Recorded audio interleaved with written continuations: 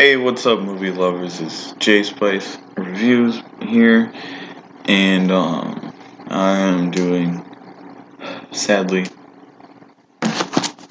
the Final Destination. Now, I don't really want to talk about this movie. It's really bad, but hey, I haven't done a rant yet on my channel, so I'm not gonna even bother to look up the cast here, but I'm just gonna read it right off from the DVD.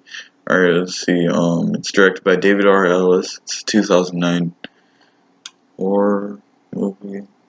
Yeah, it's a horror movie, and it stars Bobby Campo, Chantel Van Satan. I don't know how to say that name, and Michael T. Williamson. I think that's how you say his name. He was Bubba in Forrest Gump. So basically, the production history of this movie was that Final Destination 3 made a lot of money, so they made another one, and then they decided to put it in 3D, because why not? So it's Final Destination in 3D. Um, and James Wong was gonna direct it, but he was busy with Dragon Ball Evolution, which is apparently a god awful movie.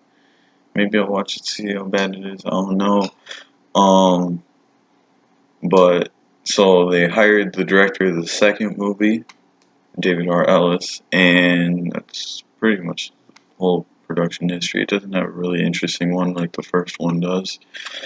And the plot of this movie, well, it's the exact same as the other three, except it's a race car event because race car crashes are scary, I guess. I'm just gonna adjust this camera. Hopefully, that's not too jarring when you watch this.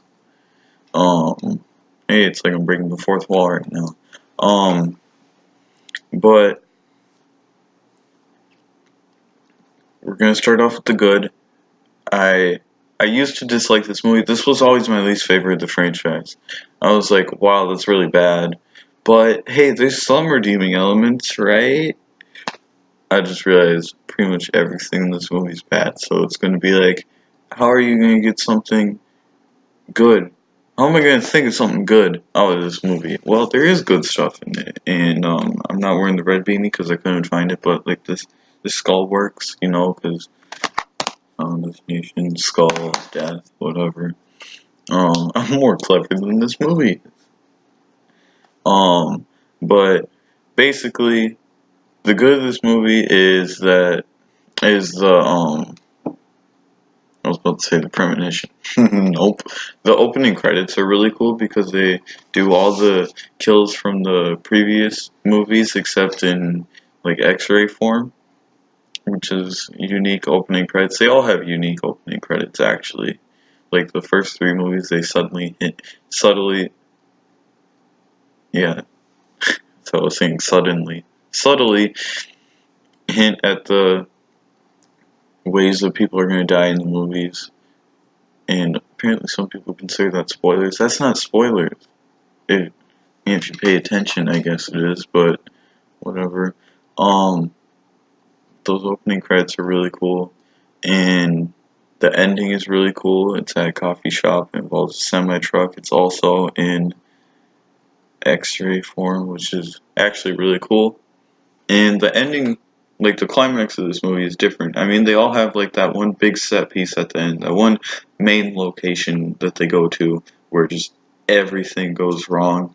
And the fourth movie, it's at a mall, and then there's a twist, which I guess I won't spoil in case you want to watch this movie. Maybe you'll like it. I don't know. Um, but it's cool because the main character's a hero. I mean, I can't really say how he's a hero. He's more of a hero than the previous three characters because he saves more people. So I guess that's how I can say it without spoiling what happens.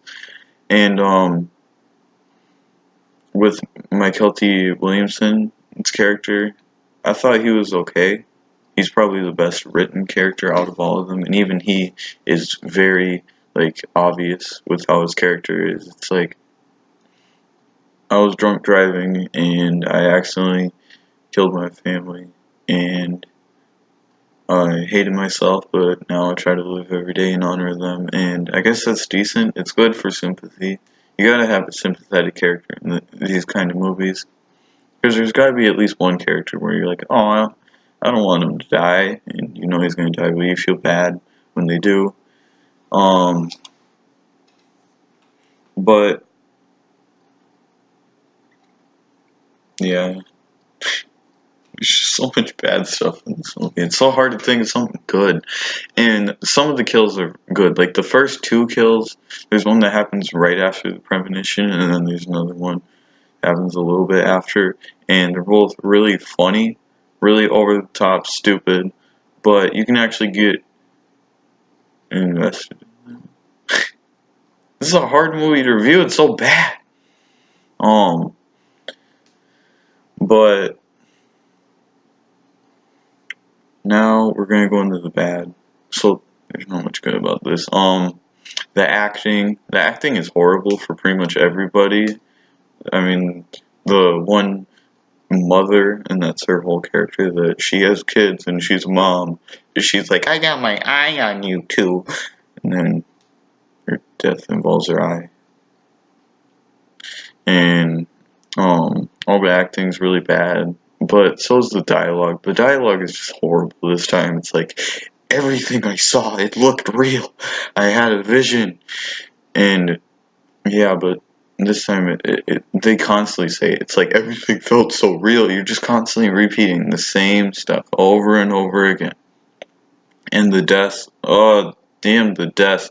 It's all just CGI and really over the top and stupid, but it's not over the top and stupid in a way that you're laughing. You're just like rolling your eyes at the screen. And the characters, they're all literally just traits. Like, this guy's a mechanic. This guy's racist. She's a hot mom. He's a complete asshole, and that's it. And plus, they just have a random sex scene. Like all the previous movies, they were about trying to scare you. And yeah, some horror movies have sex scenes, but like with Friday the 13th, that works. I'm not saying it doesn't work with Final Destination, but it just comes out of nowhere. It's like I was watching a bad horror movie, but now I'm watching a bad porn.